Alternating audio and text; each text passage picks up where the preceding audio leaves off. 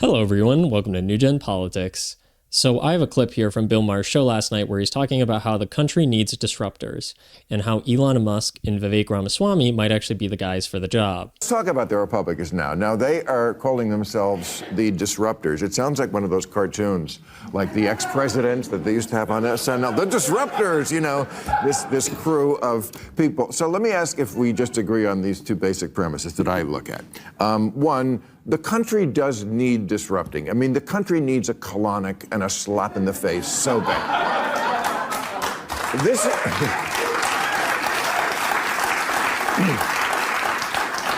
This is not who I would choose to administer the colonic.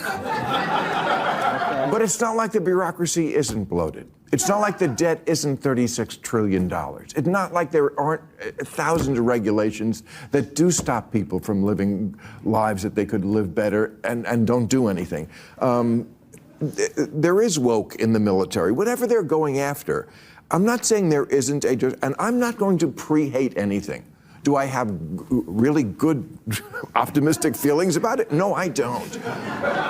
But I'm just not going to pre-hate. I can't get into that mind go. Let's see what the disruptors can do, because quite frankly, the experts have just sort of like let something go for so long that it's just sclerotic now and constipated. So we make some good points that the country is overregulated, it's overbloated, the federal government is totally out of control, and the country stagnated in a way that nobody is happy with. If you look, there was an NBC poll last year that found 71% of Americans think the country's going in the wrong direction.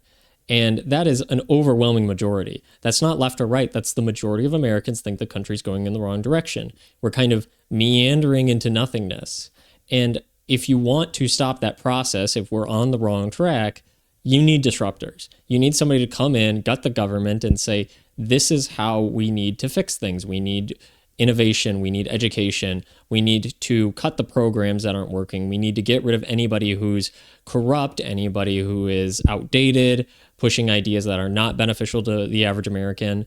And that's exactly what they're promising to do. And that's why I think a lot of Democrats, and Bill Maher included, are kind of on this wait and see. Like he said, he's not going to pre-hate. He's very vocal about his opinions, and he's definitely going to say if something's wrong, and I would do the same thing. If I think something Trump or his administration is doing is inherently wrong, then I'm going to be vocal about it, and I think everybody should be. And I think the majority of Democrats will be, obviously, but I think there are reasonable Democrats who are not going to pre-hate, who are going to wait and see what Trump and his administration actually does, not just what they say, but what their actions are, and if it leads to any good consequences.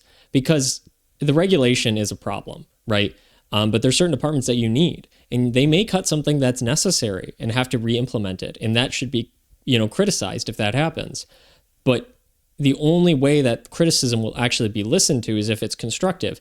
If you don't hate on every single thing they do just because they do it, if you have specific targeted problems with what they're doing, then they're more likely to listen. They're more inclined to listen to the American people, because it's not just constant noise, noise, noise.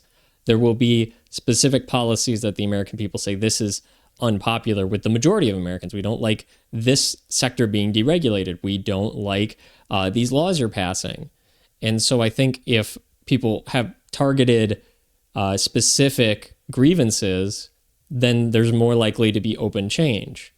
And I think directing that through mechanisms like X, through the public square, even through independent media, is going to be a good thing. And so I like what Bill Maher is saying here when he's saying that he is going to not pre-hate. He is going to wait and see, but also he knows that disruptors are disrupting.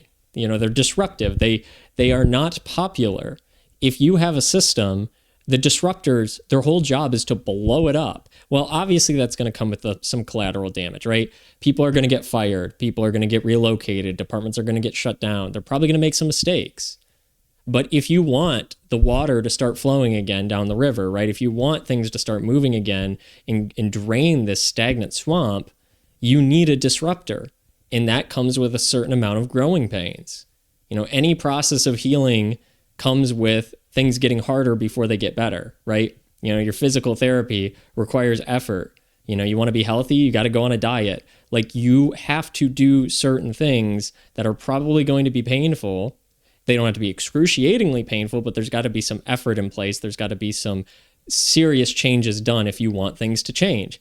Shocking enough as that is, you have to change things if you want them to change. Well, most Americans want things to change, so they have to encourage actual legitimate change, not just people promising things, but people, delivering on their promises. That's why we should have a healthy skepticism towards what they're going to do, but also allow them the freedom to do it before you criticize hypotheticals.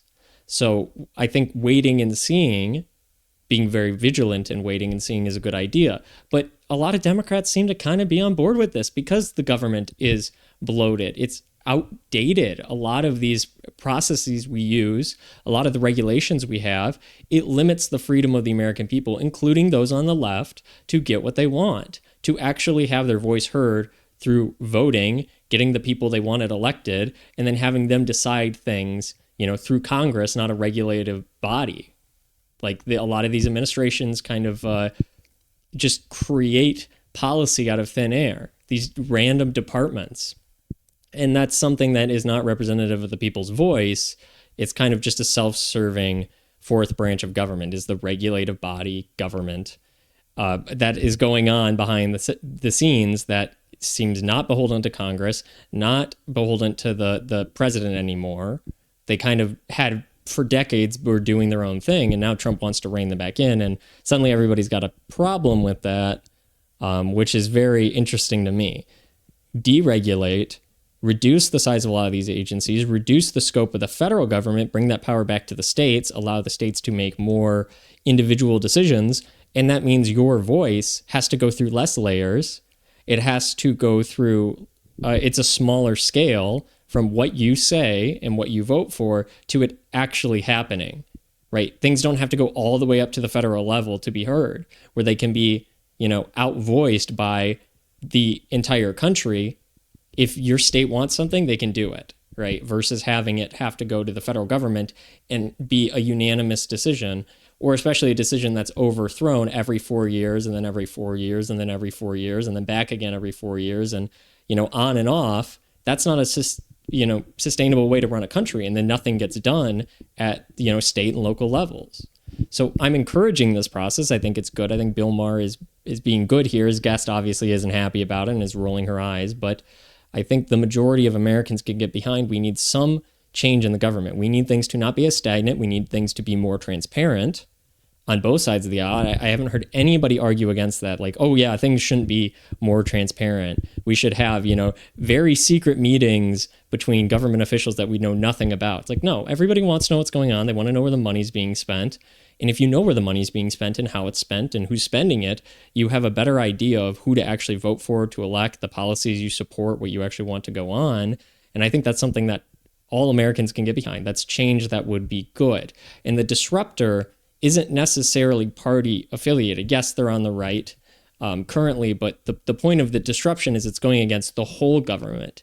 It's going against the embedded ticks that are the Republican Party and the Democratic Party that have created an ecosystem for themselves to benefit solely as parties, not as people, not representing the people. And so the disruptor is going after both those by deregulating, getting rid of policies, making things transparent. So things like lobbying can't be done to such an extreme level on both sides of the aisle. I think that's something we can all get behind. And so I think people like Bill Maher being more outspoken about this and saying, let's wait and see, is good. It's good and it's healthy and it's reasonable, right? And you can air your grievances about specific issues, but the Trump derangement syndrome of, I just don't like Trump or anything he's doing because I don't like him. Anything good, once touched by Trump, becomes evil. It's like, that is a horrible way to look at things. You can't reach across the aisle that way. You can't, have any mutual policies. There's no bipartisan policies that can be done that way if you think anything Trump supports is evil. Because if both sides support something, well, Trump's half of that equation, and then it's automatically evil and bad. But Trump supports things like term limits. So is that bad? Like, don't we want people to be cycled throughout Congress? We don't want them being there for 40, 50 years. I don't see how that's a horrible idea. I think that's bipartisan. I think anything to reduce the swamp in DC is good. Anything to decentralize that government, to break it up, to bring whatever's festering in the dark to the light, I think is a good thing. And so I think Bill Maher is saying, I don't like these guys doing it. These wouldn't be my first choice, but someone's got to do it. And the American people, again, the majority of American people, obviously showing by the election, both electorally and through the popular vote, the majority of people chose Trump to do this. And whoever Trump decided to hire to do this, which is Elon and Vivek, to go in, create Doge, and just gut the government. And so this is the will of the people currently. And I think a reasonable portion of the reasonable Democrats can get on board and say, this is not my first choice for who I'd want to do this. However, it needs to be done. And it opens up the floodgates for other people to do it. Get in some Democrat disruptors. Get in people who you think would go after the Republican Party. I'm totally fine with that. If you want both sides to have disruptors, investigators, I think that's good. I think having, mutual accountability is a good thing. So encourage that mutual accountability. Encourage disruptors. Encourage more people from both aisles going in and saying that we should investigate what's been going on for the last several decades, why it's gotten to this point, why most Americans are unhappy with the current state of the country and where it's going.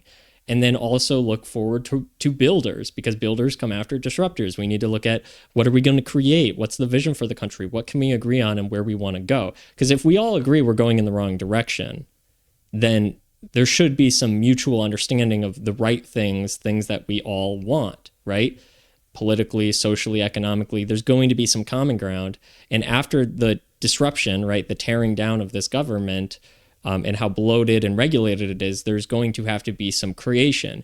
And part of that creation is the vision, and then also the physical manifestation of the agencies and the departments, and how everything is going to be actually organized from local all the way to federal level. So, look for some bipartisan builders to start creating a vision for the country that allows the most amount of people to have the strongest voice, that we can actually have some semblance of representation from the people where our votes actually mean something, because they're not, kneecapped by some fourth regulative body. It's actually the president who's elected by the people, the Congress who's elected by the people, to actually go in and create laws and not be beholden to unaccountable, unelected officials that have been there for their entire lives and then are on a track to the revolving door between them and massive companies who donate to them and then give them jobs after they're out of office. That's what we need to get rid of. And I think that's something that both parties can agree on. So that's my thoughts on this. I think it's good. I'm glad to see reasonable Democrats like Bill Maher saying this, that there is going to be, there's a need for it and there's a want for it. And we're going to wait and see what happens, and then rightfully criticize things that we don't appreciate about it, which is how processes should be done. Is we look at it. If there's specific things we don't like, we don't throw the baby out with the bathwater and say everything is fine, the house is burning down, we're going the wrong direction, but everything is fine. We say, this piece that Elon's doing, I do not like. And the majority of people do not like it. And you voice your opinion on that. That is what needs to be done. So that's my thoughts on this. I appreciate you watching. If you like the video, like, share, and subscribe. Let me know what you think down in the comments below. And as always, thank you for watching.